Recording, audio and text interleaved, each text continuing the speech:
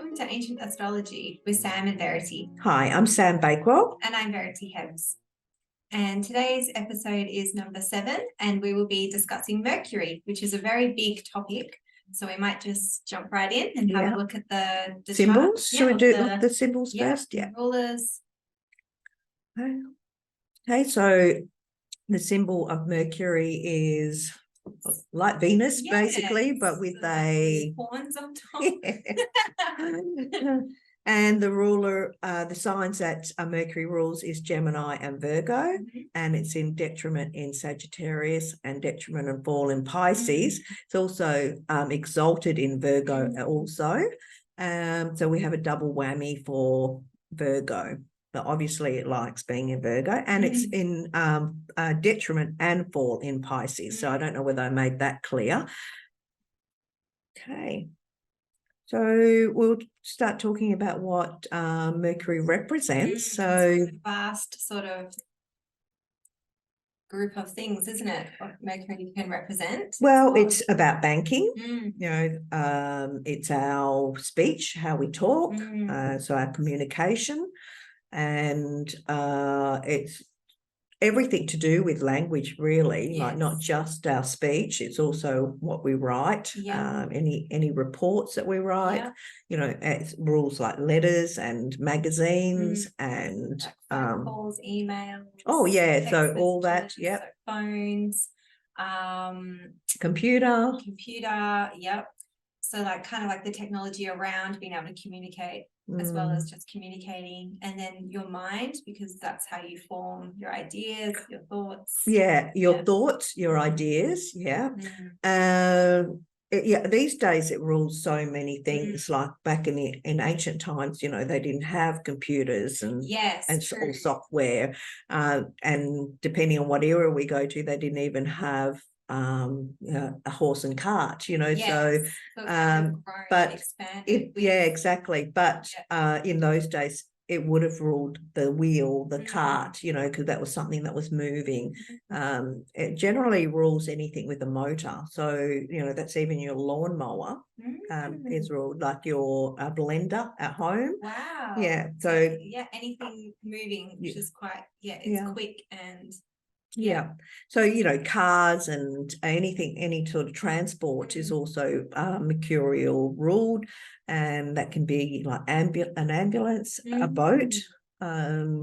What else we got? Motorbike, skateboard, things that transport people, or scooter with like delivery of stuff, like so if you want a package delivered, is that mercurial? That's couriers on time. That's right. Well, arriving on time is Saturn. But the actual transportation and like the journey to arrive is all the couriers and the vehicle that it comes in, and like I guess post office is mercurial ruled as well. Changing hands, so money, exactly.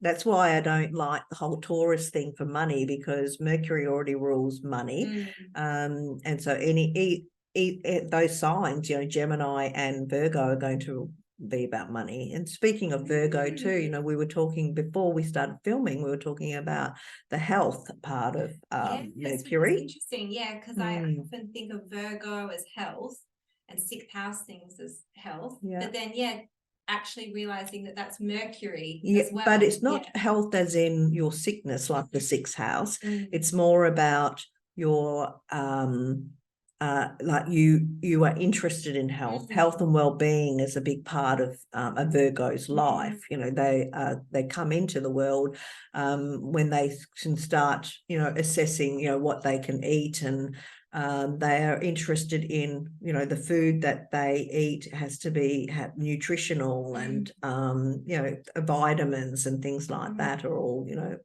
part of Mercury ruled. And do you think would it be kind of like prescribing things or creating sort of like it would be medicines? And not that I know medicine, the book kind of that you're right, that the doctor's writing in the prescriptions. The pharmacy is ruled by Mercury, so that's why Mercury is a massive topic. And there's so many things. It's such a lot of the things are very fluid and changeable. So if like you're a chemist, you're making the medicine, it's got to be exact for the person it's prescribed for. It's got to be exact, but also changeable. Yeah. Yeah. That's why they're like the service people, you know, like, right, they've served you, you know, you've got your report and out you go, you know, they don't hang on and, you know, Yes, I mean, accurate of course, work. we've got our chatty people, you know. Yeah, which is another side of service, isn't it? Yeah, to be able to, serve with a smile and gift of the gab kind of thing. Like that's great in service sales. So sales would be Mercury as well, like sales kind of work and sales, customer. shops, Mm.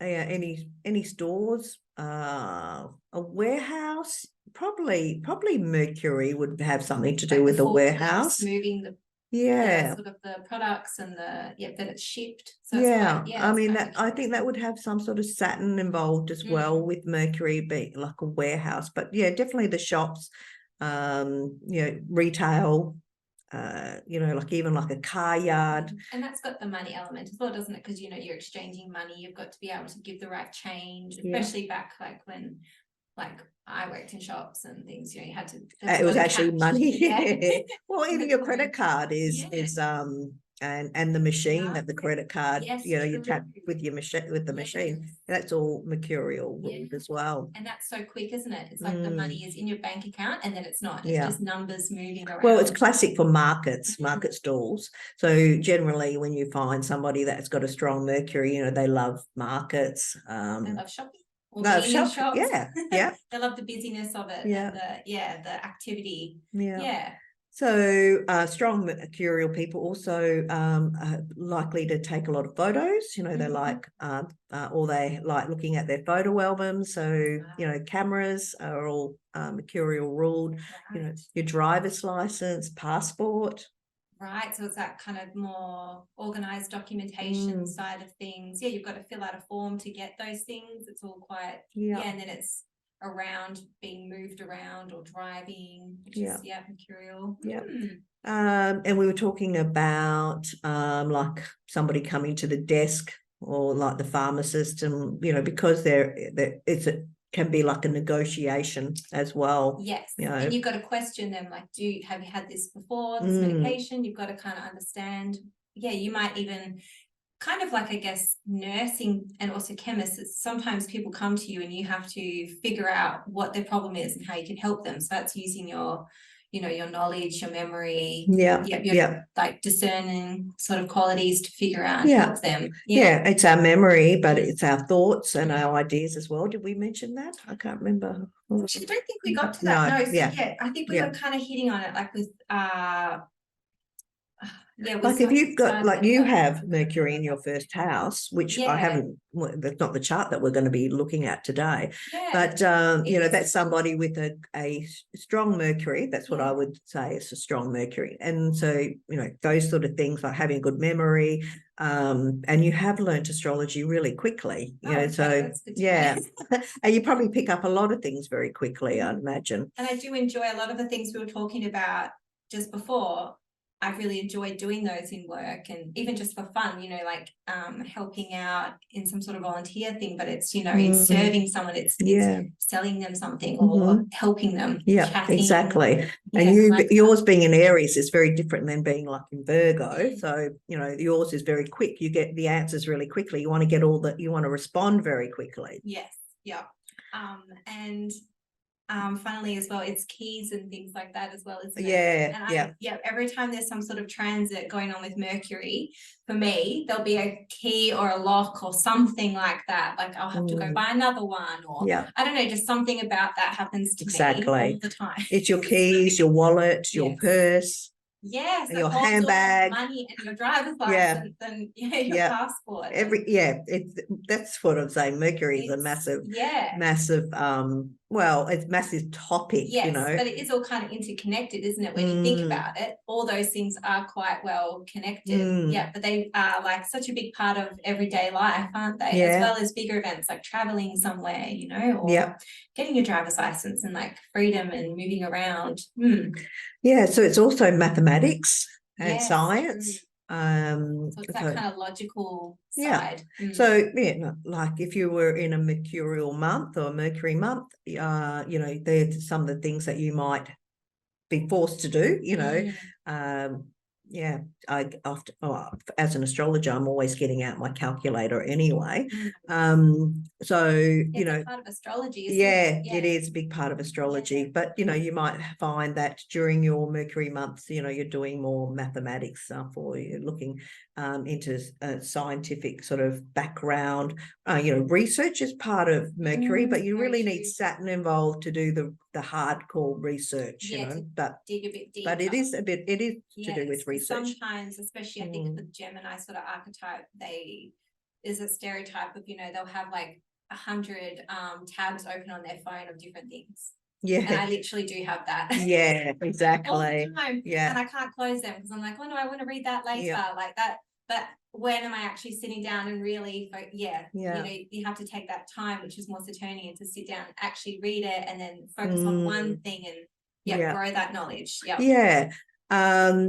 It's funny because, you know, podcasts are mercurial ruled, and whenever if I'm reading doing a prediction for somebody especially for their monthly, so like Jupiter and Venus is about music, but when somebody goes into a Mercury month, they're going to be more inclined to listen to podcasts.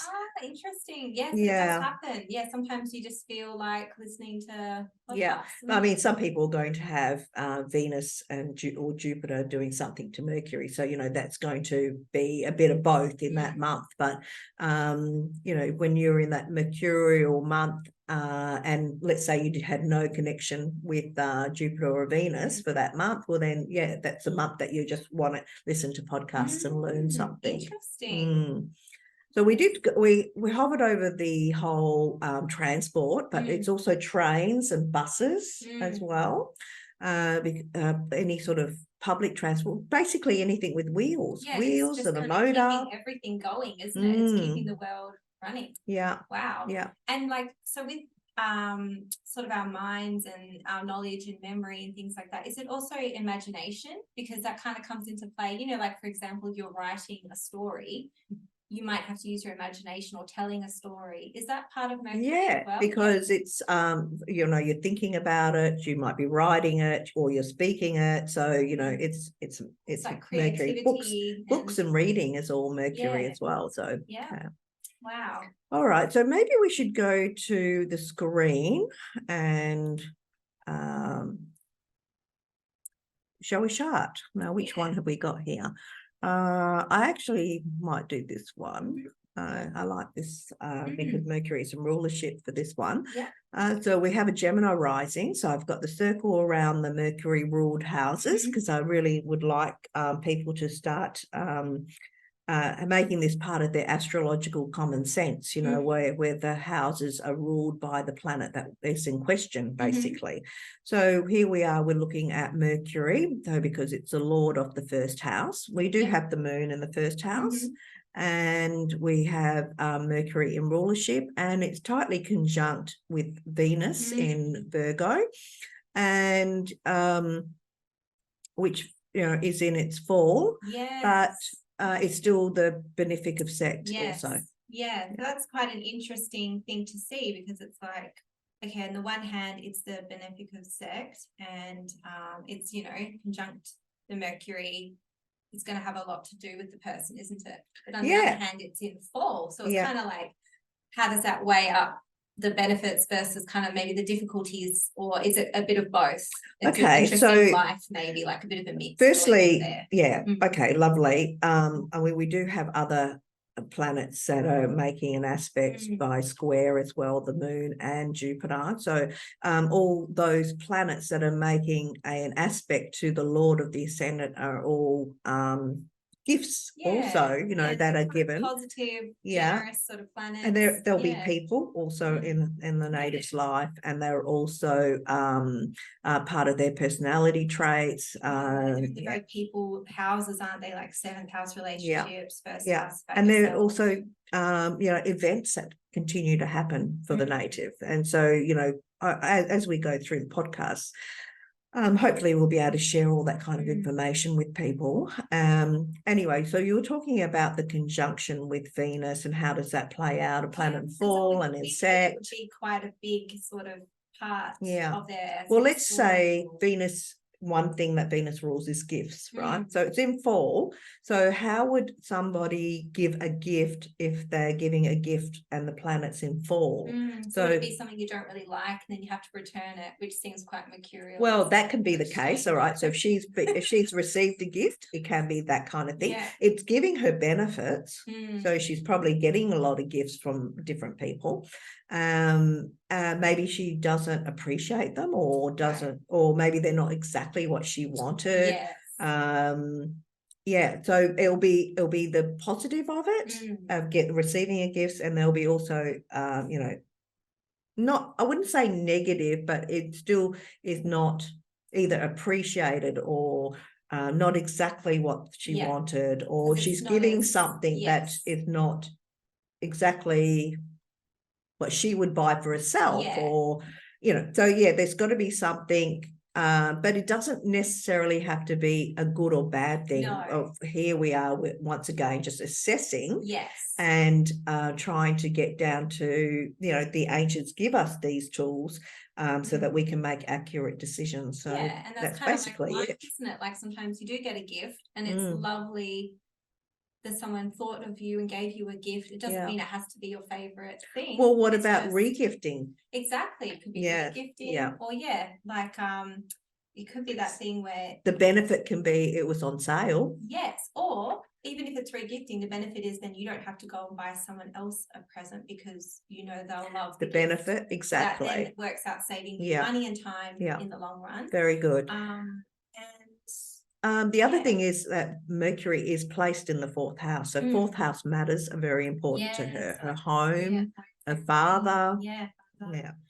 So with that, and I guess Venus can represent sort of like younger women as well, can't it? So would that kind of be like younger women in the home, or as part of her family, or maybe a lot of sisters? Well, that it can be that way, and or it can be she likes pretty things in a home, you know, and in a Venus Virgo type of manner, you know, so like coordinated.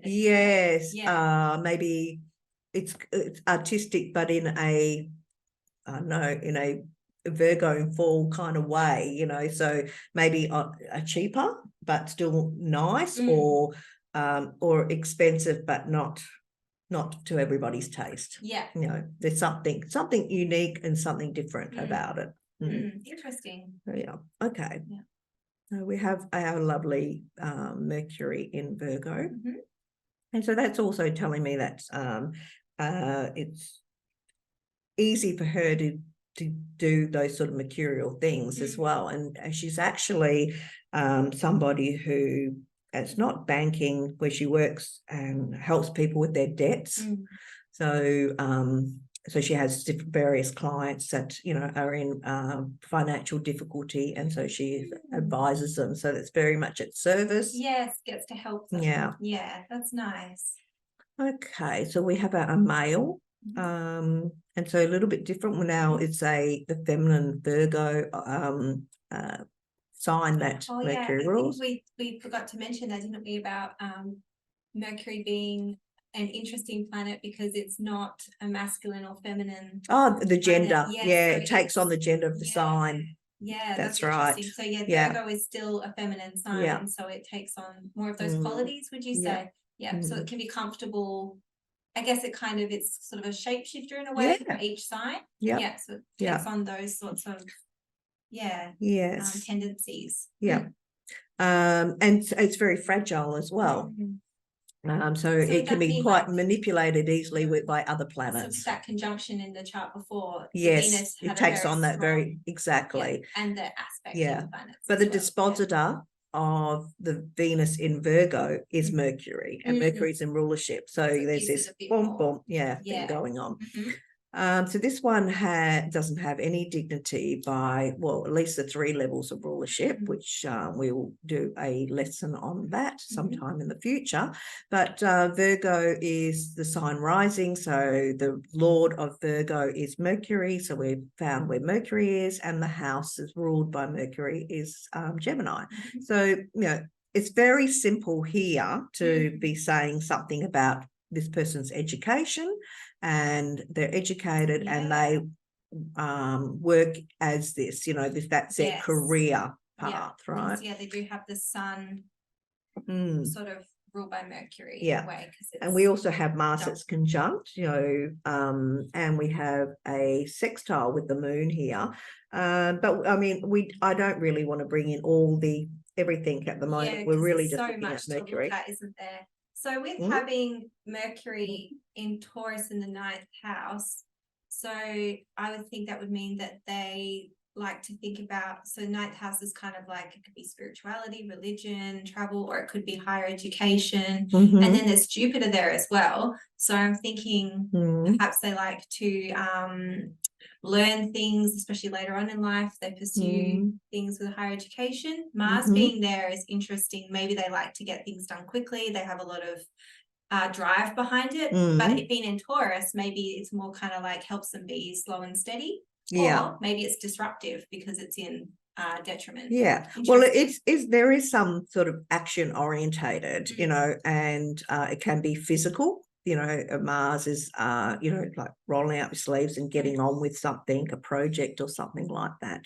So, yeah, we can have all that. And, yeah, learning can be a part of their life, but it could be learning to do this 10th house, whether that's, and having the sun there angular, you can see that this person would have their own business. Right, yes. And also it's very close to the MC as well. So their business would most likely be something mercurial. Exactly. Or mercurial with Mars. We do have the moon, and the 7th house is also your customers. So we could bring that as the partner as well, of course. So we have somebody who has their own business, and they have to learn things. The 9th house is education, so they might have to teach others also. It can be somebody who is an educator, but in this case it's somebody that's seeking professionals and working with other professionals, to run this business. So that's how it's working here. Okay, so we have 3 houses to look at instead of the previous one, which we had only 2 houses. Yes. And so, the aspects that the planet, the Lord makes, and any aspects to the ascendant is also gifts for the native. So also, we might have Mars in detriment here, but we also have a gift as well. And it is the malefic of sex. So once again, we have but it's a little bit different than our Venus, because that's the benefic of sex. This is the malefic of sex. So that can be cuts or abrasions, arguments, or having to,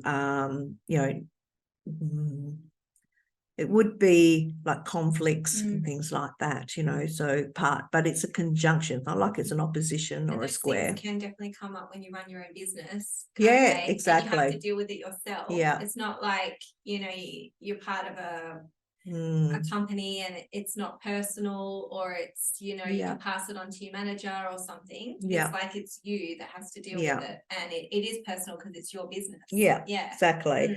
So that's that kind of thing going on for the native, constantly having to have all these conflicts going on, and often it's with with government departments or paperwork with telecommunication as well, providers, that kind of thing. Kind of because it's sort of Jupiter sort of stuff, like law and things like that in the 9th house. Well, there's not really an aspect between Mercury and the Jupiter. The mercurial side of those things, where it's like the bureaucracy and the sort of the forms and the paperwork. There's a lot of negotiation going on for this person by way of not being happy with certain paperwork and with the telecommunication provider not doing what they say, with the bank, because there's so many mercurial aspects to running a business, isn't there? There's the money, there's the emails, there's the double checking paperwork and things like that, contracts. Yeah, that's it, yeah. exactly. And then you're the one having to negotiate, to meet your customers, to listen to them. And it's a very mathematical kind of business as well. That's true. Okay, so there we go. And we wanted to talk about Gemini and Virgo. Yeah. So Gemini is the masculine sign. It's an air sign. Yeah. It's an air sign. It's talkative, that communication. And normally if you have Mercury in Gemini, then they've got very good memories. Yeah, it would kind of be the more sort of I kind of imagine the Gemini side of Mercury being a bit more like quick thinking, definitely talking, ideas, jokes, playing on words, that kind of thing. It's playing games. Games, they love games. Yes. So a great present to buy for someone who has Mercury and Gemini, a puzzle. Yeah, that would be perfect. Yeah, they love little challenge, which you have to engage your mind to solve. Because it's a masculine, so it's going to perform differently than Virgo, the feminine. If you gave a Virgo, Mercury and Virgo, a game, it may not be what they want. That's funny. Both of them are practical. That's very funny. You're probably better off just giving a Mercury and Virgo person a book. Yes, a book, definitely. That's so true. So the difference with Mercury in Virgo is it's because it's an earth sign, it's a bit slower, so it wants to analyze. It wants to think things through, before it sort of presents and says something, where the Gemini is going to be very quick to tell you something. And sometimes it's kind of like regret what you say, or they change their minds very quickly. So they'll believe something, they'll say it, but then that doesn't mean that they feel they have to always think that. They are comfortable changing their minds and listening and changing the way they think about things, but they've said it already. Well, I mean, they're both very flexible signs, both Gemini and Virgo. Both mutable signs. So they'll both be quite flexible, and if you had a better idea, they probably would listen to it and consider it. So depending on what condition Mercury is in, it can be lies, truth, true, open or secretive, provocative or non-confrontational. Because exactly, depending, it's communication, but that doesn't always mean it's easy communication, or it's especially depending on what sign it's in, that would change the condition and how you go about thinking or speaking or saying things or even learning. Like there's visual learners, then there's people who they just hear something and understand it straight away. Exactly. It's lots of ways to learn something. Some people need to be active and physically involved. Exactly. Whereas others just read and some need to hear it and see it, and repeat it. Exactly. And that would depend on what type of Mercury you have. So if somebody like you, because it's in Aries, you would be able to pick up something fairly quickly by just seeing it or reading it. It wouldn't have to be both to be able to do that for you to. And I can feel like little sparks going off, like I get excited and other little things, and it kind of connects quick. But then I think sometimes I also forget things quickly. Because you're always, being in the sign of Aries, you're always onto something else. Moved on to. I don't have the best long-term memory for something.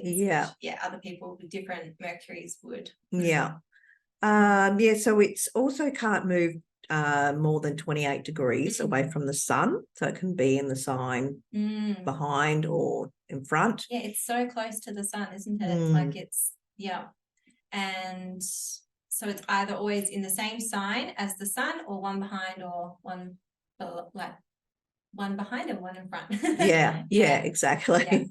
And I wonder, so if people have their Mercury in a different sign, so for example, if you were a Virgo sign, but Virgo sun or something like that. Sun, then you had your Mercury in Leo, you would probably present differently, or maybe feel more like a Leo sometimes, or at least come across that way. That wouldn't be your typical stereotype sun in Virgo, because Mercury is the dispositor of Mercury, and so it's in Leo, so you're going to have more of that kind of Leo sort of traits, aren't you? So I think that's why maybe sometimes people feel, especially your Mercury, because it's so connected to how you think, speak, feel, which people attribute a lot of that, especially initially when they start learning astrology. You're really like, oh, what does it say about me and how I think and stuff? And that is a lot to do with your Mercury. But if you just look at your sun sign, you might not feel connected. So that's why it's so important to learn about the other planets. Exactly. And also, it's not all about Aries being blah blah blah blah pioneers and whatever they say, innovative. So we were talking about that before. Depends on what Mars is doing in your natal chart. It is exalted. So there is, with especially the sun in Aries, there is that exaltation of the sun. So there is some power there. And with within Mercury, Aries, be like your humor as well. I'm like, because that's kind of comedy, perception and sort of being on the same page as other people sometimes, whether you get their humor or if you're quick to tell a joke, or if you have wit, or if you're quick to get a joke. Sometimes you can say a joke and people around you don't get it. I know. Exactly. I could be like that sometimes. The Mercury in Pisces, it took me a while to work out. I've met some lovely Mercury in Pisces people, and you're really taught that, that's in detriment. Mercury in Pisces is detriment full. But it is really quite interesting. There's some ways it plays out is that they very rarely say anything sensible. They're always kind of mucking around and stirring somebody up. And so that's one way it can play out. Another is they don't really want to hear anything negative. They just want to hear nice things. They might be people that don't like to watch the news because they don't actually want to be informed by all the the Ukraine and Russia war or anything like that. They just want something, pleasant. It's actually kind of a clever way to be, isn't it? I admire it. So it's also astronomy. Mercury rules astronomy, astrology, and science. So it's kind of overlapping fields. Alchemy, numerology. We also mentioned pharmacists and salespeople already, retail, and we've said markets, physio, physiotherapy, chiropractors and massage, Reiki, basically any healing with the hands. It's amazing. That's really, I love that. And would it be astrology as well? Because there's so much of astrology that is mercurial. Exactly. Well, we all have Mercury in our natal chart, but not everybody's going to want to pick up astrology and resonate with it. So you often find people that stick with it for a long time will have, Saturn doing something to Mercury. So that the research, and it doesn't even have to be in, it can be just by sign based. It doesn't have to be by degree based aspect. So I often find that with people that go a long term with astrology, they have that Saturn influence of time and some people hard work are interested, but they don't want to learn it. Exactly. Or they might flit around, just always sort of looking at something online and getting little bits of information and then thinking that, they are astrologers themselves, or, so you do need that kind of Saturn to pull you back and have the hard work to be involved in it. And I guess if it also is like numerology and all these other sorts of ways of understanding life and yourself, that's a lot of different fields. So you might, someone else might be more interested in numerology. It's a lot of different modalities, isn't it? Which can still give them answers to similar topics, but it's a different way of thinking, and it's a different one to learn. So it rules our shoulders down to our fingertips, as the parts of our body, our nervous system. our hands basically. And like if you have a debilitated Mercury in the 6th house, which I actually could have shown you a few charts like that, then they're going to have problems with their wrist or their hands or their shoulders, or arms or yeah. Nervous system's an interesting one. Would that be kind of like, so people who... Well, nervous system is massive, in the human body. Is that sort of like they come across very well, certain types of nervous, depending where Mercury is, they might come across very like, they're always, on sort of like running on their nerves, like very anxious or high energy. Yes, but I won't go too far into the nervous system because that's really going into when we look at perhaps we'll eventually get to it one day, medical astrology, and what the nervous system is about. But it can, of course, it's a jumpy planet anyway, it's all over, it can be all over the place, if you don't know how to wield it well, and you haven't got it in rulership, which not a lot of people have it in rulership, most people don't. And then let's not get started on the retrograde as well, it's a whole nother ball game. But then when Mercury's retrograde, by transit, those people who have Mercury retrograde in their natal chart are probably going to feel like things have gone back to normal for them, I have it. Oh, right, that's right, you do too. That's Okay, so how do you feel? I think we've covered quite a bit. I think so. It's such a broad, and I think we've gone the half an hour now. So okay. Well, I hope you enjoyed our episode on Mercury, and I'll see you, and bye for now. Thank you. Okay. Bye.